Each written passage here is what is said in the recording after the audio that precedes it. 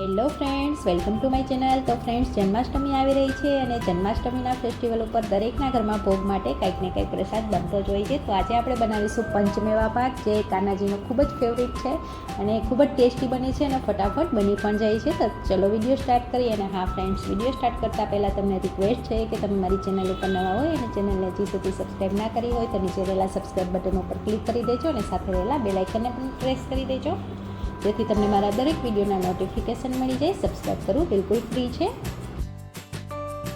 તો અહીં એક પેનની અંદર 2 મોટી ચમચી જેટલું ઘી એડ કરી દેવાનું છે. હવે એની અંદર આપણે ડ્રાયફ્રૂટ રોસ્ટ કરીશું. તો અહીંયા મેં કાજુ અને બદામ લઈ લીધા છે. બંને અહીંયા 50-50 ગ્રામ જેટલા છે. તો ગેસની લો ફ્લેમ ઉપર આપણે એને રોસ્ટ કરી લેવાના છે.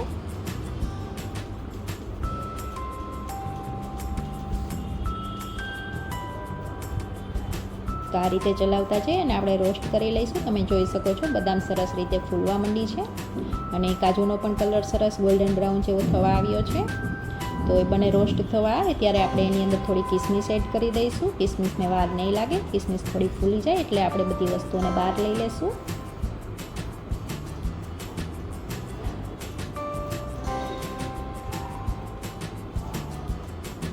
તો એ બધી વસ્તુ પરફેક્ટ રોસ્ટ થઈ ગઈ છે. તો આ રીતે બહાર લઈ લેશું હવે એક પ્લેટની અંદર એને.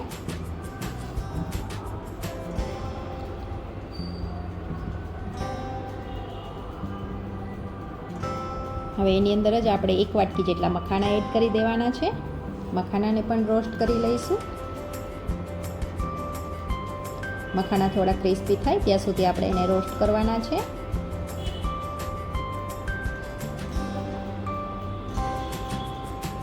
તો મખાના પણ આપણા રોસ્ટ થઈ ગયા છે. હવે એ જ પેનની અંદર આપણે ડ્રાય કોકોનટ એડ કરી દીધું છે.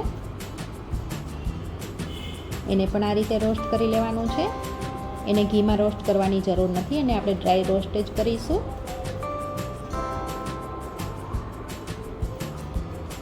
તો હલકી એવી એની અંદરથી સુગંધ આવવા માંડે ત્યાં સુધી જ આપણે રોસ્ટ કરવાનું છે, વધારે નથી કરવાનું. હવે એની અંદર જ મેં અહીંયા થોડા ખસખસ એડ કરી દીધા છે.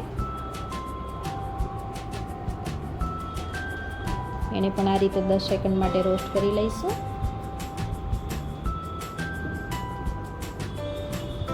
હવે એને પણ પ્લેટની અંદર લઈ લઈશું. હવે જે આપણે કાજુ અને બદામ રોસ્ટ કરીને રાખ્યા હતા એને આપણે મિક્સર જારની અંદર એડ કરી દઈશું. સાથે મખાનાને પણ એડ કરી દેવાના છે. અહીં કિસમિસ એડ નથી કરવાની, કિસમિસ મેં બહાર લઈ લીધી છે અલગથી. હવે આને આપણે આ રીતનો પાવડર બનાવવાનો છે, કરકરો. એક બાઉલની અંદર એને એડ કરી દઈશું. હવે જે કિસમિસ રાખેલી હતી એને પણ એડ કરી દઈશું. સાથે જે આપણે કોકોનટને રોસ્ટ કર્યું હતું એને પણ એડ કરી દેવાનું છે.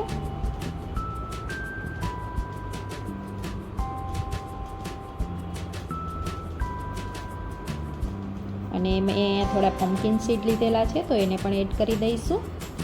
એને મેં રોસ્ટ નથી કર્યા કારણ કે મારી પાસે રોસ્ટ કરેલા જ હતા. થોડું ઇલાયચી પાવડર એડ કરી દેવાનો છે. બધી વસ્તુઓને મિક્સ કરી દઈશું.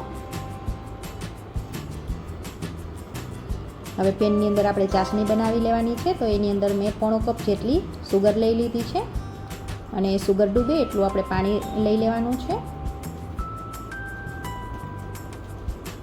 હવે ગેસની ફ્લેમને ઓન કરી આપણે ચાસણી બનાવી લેવાની છે. હલકો એવો એકતાર થાય એવી ચાસણી બનાવવાની છે, વધારે નથી બનાવવાની. ફ્રેન્ડ્સ, આ મેવા પાક બનતા માત્ર 10 જ મિનિટની વાર લાગે છે, તમે જોઈ શકો છો. તો અહીંયા ચાસણી પણ આપણી બનીને તૈયાર છે. હવે જે આપણે ડ્રાયફ્રૂટનું મિક્સર બનાવીને રાખ્યું હતું એને એની અંદર એડ કરી દઈશું.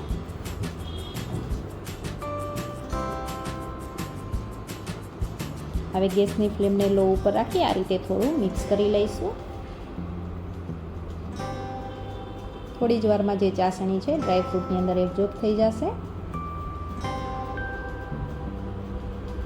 તો આ રીતે થોડી વાર માટે ચલાવતા જઈશું.